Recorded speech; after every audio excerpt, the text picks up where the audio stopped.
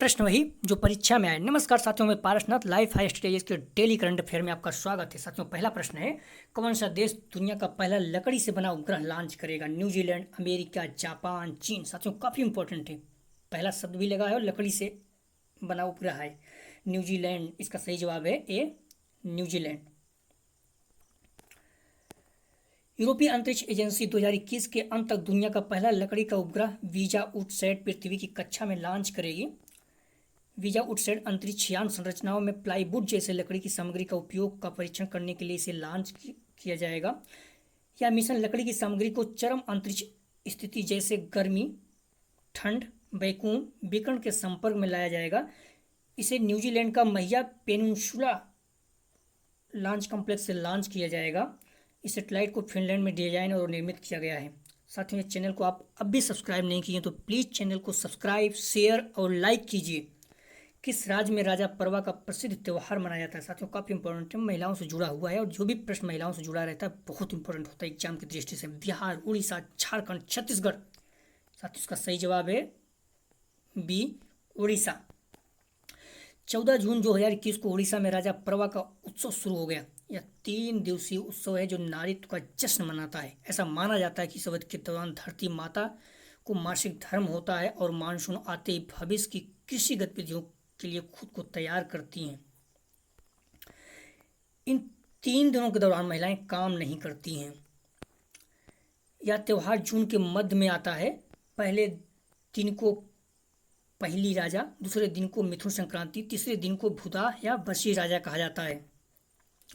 अगला प्रश्न है, हाल ही में चर्चा में रहा जर्दालू आम किस राज्य का जीआई प्रमाणित उत्पाद है? साथियों, काफ़ी इंपॉर्टेंट है, चर्चा में रहता है इस तरह से और जीआई टैग भी प्राप्त रहता है। अभी हाल ही में महाराष्ट्र का आम भी चर्चा में था। महाराष्ट्र, आंध्र प्रदेश, बिहार, उड़ीसा। इसका सही जवाब है सी, बिहार। बिहार ने भागलपुर से यूनाइटेड किंगडम को जीआई प्रमाणित जर्दालू आम की पहली वाणिज्यिक खेप का निर्यात किया। भागलपुर जिले के जर्दालू आम को 2018 में जीआई प्रमाणन दिया गया था। अगला प्रश्न है, नाटो शिखर सम्मेलन 2021 का आयोजन किस देश में किया गया? बेल्जियम, तुर्की, अमेरिका, जापान। साथियों, इसका सही जवाब है ए, बेल्जियम। नाटो उत्तरी अटलांटिक संधि संगठन के शासनाध्यक्षों की 31वीं औपचारिक बैठक 14 जून 2021 को ब्रसेल्स, बेल्जियम में आयोजित की गई। उत्तर अटलांटिक संधि संगठन नाटो, जिसे उत्तरी अटलांटिक गठबंधन भी कहा जाता है, 30 यूरोपीय और उत्तरी अमेरिकी देशों का एक अंतर सरकारी सैन्य संगठन है। नाटो उत्तरी अटलांटिक संधि को लागू करता है जिस पर 1949 में हस्ताक्षर किए गए थे। सेंझाऊ 12 2016 के बाद से पहली बार मानव अंतरिक्ष उड़ानें 2016 के बाद से पहली मानव अंतरिक्ष उड़ानें किस देश का है? जापान, चीन, दक्षिण कोरिया, ताइवान। साथियों, इसका सही जवाब है बी, चीन। चीन अंतरिक्ष यान सेंझाऊ 12 जल्द ही लॉन्च मार्च रॉकेट की सहायता से गोबी रेगिस्तान से उड़ान भरेगा। अंतरिक्ष यान 3 देशों को एक परिक्रमा करने वाले अंतरिक्ष मॉड्यूल में ले जाएगा जहां वह 3 महीने तक रखेगा। 2016 के बाद यह पहली बार होगा जब चीन इंसानों को अंतरिक्ष में भेजेगा। सेंझाऊ 12 का अर्थ है दिव्य पोत। अगला प्रश्न है, किस वैश्विक संस्था ने भारत के आकांक्षी जिला कार्यक्रम का पर एक स्वतंत्र मूल्यांकन रिपोर्ट जारी की है? UNDP, world bank, IMF, ADB. साथियों, इसका सही जवाब है ए, यूएनडीपी। संयुक्त राष्ट्र विकास कार्यक्रम ने भारत के आकांक्षी जिला कार्यक्रम का एक स्वतंत्र मूल्यांकन रिपोर्ट जारी की है। इस रिपोर्ट के अनुसार इस कार्यक्रम के परिणाम स्वरूप क्षेत्रीय विकास और शासन व प्रशासन में सुधार हुआ है। यह रिपोर्ट आकांक्षी जिला कार्यक्रम की प्रगति का विश्लेषण करती है और सुधार के लिए सिफारिश करती है। अगला प्रश्न साथियों, संयुक्त राष्ट्र सुरक्षा परिषद में सदस्य कितने हैं? 5, 10, 15, 20। साथियों, इसका सही जवाब है सी, 15। संयुक्त राष्ट्र सुरक्षा परिषद में 15 सदस्य हैं। इस परिषद में 5 वीटो धारक अस्थायी सदस्य, अर्थात ये बदलते नहीं हैं, परमानेंट हैं। अमेरिका, रूस, चीन, यूनाइटेड किंगडम और फ्रांस। हाल ही में संयुक्त राष्ट्र सुरक्षा परिषद में शामिल होने वाले ब्राजील, संयुक्त अरब अमीरात, अल्बानिया, घाना, गैवान नाम 5 देशों का चयन किया गया है। अगला प्रश्न है, हेनरी मैरी डोड्रा को किस देश के नए प्रधानमंत्री के रूप में चुना गया है? Central African Republic, Ghana, Zimbabwe, दक्षिण अफ्रीका। साथियों इसका सही जवाब है A, Central Africa Republic. Henri Marie Dondra को सेंट्रल अफ्रीकन रिपब्लिक का नया प्रधानमंत्री नामित किया गया है। पूर्व प्रधानमंत्री फिरमिन नग्रोवाडा ने इससे पहले अपने इस्तीफे की घोषणा की थी। हेनरी मैरी डोड्रा पहले देश के वित्त मंत्री के रूप में कार्य कर चुके हैं। अगला प्रश्न है साथियों, तेलंगाना के मेडिसिन फ्रॉम द स्काई परियोजना का नेतृत्व कौन सा ई प्लेटफॉर्म करेगा? Zomato, Amazon, Swiggy, Flipkart. साथियों इसका सही जवाब है डी, फ्लिपकार्ट। फ्लिपकार्ट ने घोषणा की है कि उसने मेडिसिन फ्रॉम द स्काई परियोजना के तहत एक संघ का नेतृत्व करने के लिए तेलंगाना सरकार के साझेदारी की है। इस टीम को दूरस्थ क्षेत्रों में चिकित्सा आपूर्ति के ड्रोन वितरण, विकास और निष्पादन का काम सौंपा गया है। इस कंसोर्टियम के हिस्से के रूप में फ्लिपकार्ट ड्रोन तैयार करेगा और टीकों व चिकित्सा आपूर्ति की डिलीवरी करेगा।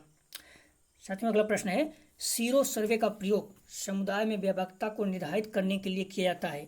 एंटीजन, वायरस, स्ट्रेन, एंटीबॉडी, इनमें से कोई नहीं। साथ में उसका सही जवाब है सी, एंटीबॉडी। समुदाय में एंटीबॉडी के प्रसार को निर्धारित करने के लिए सीरो सर्वेक्षण का उपयोग किया जाता है। इस प्रक्रिया में एलजीजी एंटीबॉडी की उपस्थिति के लिए रक्त का नमूनों का परीक्षण किया जाता है, जिससे कोविड-19 के कारण पिछले संक्रमण का पता चलता है। नीति आयोग के सदस्य डॉक्टर बी के पाल ने घोषणा की है कि भारतीय चिकित्सा अनुसंधान परिषद चौथा राष्ट्रव्यापी कोविड-19 सीरो सर्वे शुरू करेगी। चर्चा में रहा न्यू शेफर्ड क्या है? साथ ही छोटे छोटे टर्म रहते हैं, काफ़ी इंपॉर्टेंट होते हैं। कंप्यूटर वायरस, रॉकेट प्रणाली, मेढक की प्रजाति, पंछी की प्रजाति। साथ ही उसका सही जवाब है बी, रॉकेट प्रणाली। न्यू शेफर्ड रॉकेट प्रणाली है। न्यू शेफर्ड का नाम अंतरिक्ष में जाने वाले पहले अंतरिक्ष यात्री एलन शेफर्ड के नाम पर रखा गया है। हाल ही में अमेजन के संस्थापक और अरबपति जेफ बेजोस की अंतरिक्ष कंपनी ब्लू ओरिजिन ने न्यू शेफर्ड की पहली सीट के लिए ऑनलाइन नीलामी का आयोजन किया था। न्यू शेफर्ड 20 जुलाई को अपनी पहली मानव उड़ान भरेगा। नील आर्मस्ट्रांग और बज एल्ड्रिन के चंद्रमा पर उतरने की 52वीं वर्षगांठ के उपलक्ष्य में न्यू शेफर्ड अंतरिक्ष यात्रा पर जाने वाला है। हाल ही में खोजी गई नई प्रजाति पायरोस्ट्रिया लालजी का संबंध निम्नलिखित में से किससे है? कॉफी, चाय, अंगूर, बादाम। साथ में इसका सही जवाब है ए, कॉफी। हाल ही में खोजी गई नई प्रजाति पायरोस्ट्रिया लालजी का संबंध कॉफी से है। कॉफी परिवार के जीनस से संबंधित 15 मीटर ऊंचा पेड़ हाल ही में अंडमान द्वीप समूह में भारत और फिलीपींस के शोधकर्ताओं की टीम द्वारा खोजा गया है। इसे भारत में पहली बार रिकॉर्ड किया गया है। पायरोस्ट्रिया लालजी को IUCN की रेड लिस्ट के तहत क्रिटिकल इंडेंजर्ड गंभीर रूप से संकटापन्न श्रेणी में रखा गया है। अगला प्रश्न है, चर्चित स्थल गोगरा और हॉट स्प्रिंग कहाँ स्थित है? साथियों जो चर्चे में स्थल रहता है पूछ लेता है क्या है, कभी कभी ये पूछ लेता है गोगरा और हॉट स्प्रिंग क्या है, स्थल है क्या है, बट इस तरह से पूछ सकता है। लद्दाख, जम्मू और कश्मीर, सिक्किम, हिमाचल प्रदेश। साथियों उसका सही जवाब है ए, लद्दाख। गोगरा और हॉट स्प्रिंग लद्दाख में स्थित है। पिछले साल के चीन और भारत के बीच हिंसक संघर्ष के कारण गोगरा और हॉट स्प्रिंग चर्चा में रहे। गोगरा और हॉट स्प्रिंग में सेना के हटने की बातचीत में कोई प्रगति नहीं हुई है।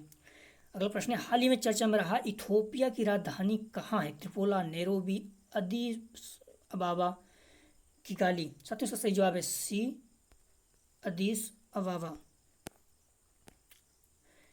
इथोपिया की राजधानी अदीस अबाबा है। इथोपिया के टाइग्रे में हजारों लोग अकाल का सामना कर रहे हैं, इसलिए चर्चा का विषय बना हुआ है। इथोपिया अफ्रीका महाद्वीप में स्थित है। साथियों अगला प्रश्न है, हाल ही में चर्चा में रहा महाराजा छत्रपाल का संबंध किस क्षेत्र से है? साथियों तो ये हिंदुस्तान के हैं, दूसरा चर्चा में है, तो ये प्रश्न आने का संभावना है। हाल ही में चर्चा में रहा महाराजा छत्रपाल का संबंध किस देश से था? बुंदेलखंड, बघेलखंड, मालवा, निमाड़। साथियों इसका सही जवाब है ए, बुंदेलखंड। महाराजा छत्रपाल का संबंध बुंदेलखंड से था। बीते दिनों मध्य प्रदेश सरकार ने महाराजा छत्रसाल जयंती मनाई।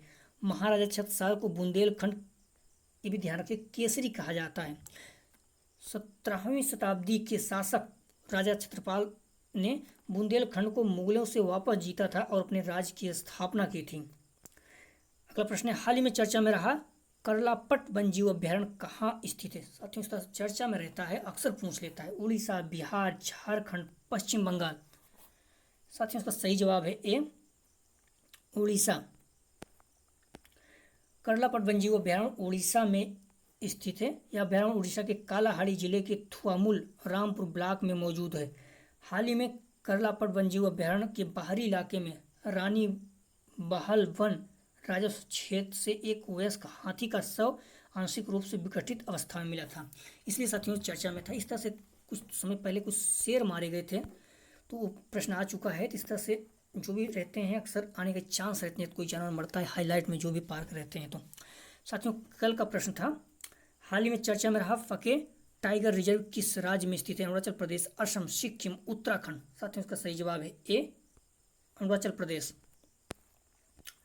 साथियों आज का प्रश्न है, हाल ही में किस राज्य ने वैदिक शिक्षा और संस्कार बोर्ड स्थापित करने का निर्णय लिया है। साथियों बहुत इंपॉर्टेंट है, हाल ही में किस राज्य ने वैदिक शिक्षा और संस्कार बोर्ड स्थापित करने का निर्णय लिया है। हिमाचल प्रदेश, उत्तराखंड, मध्य प्रदेश, राजस्थान।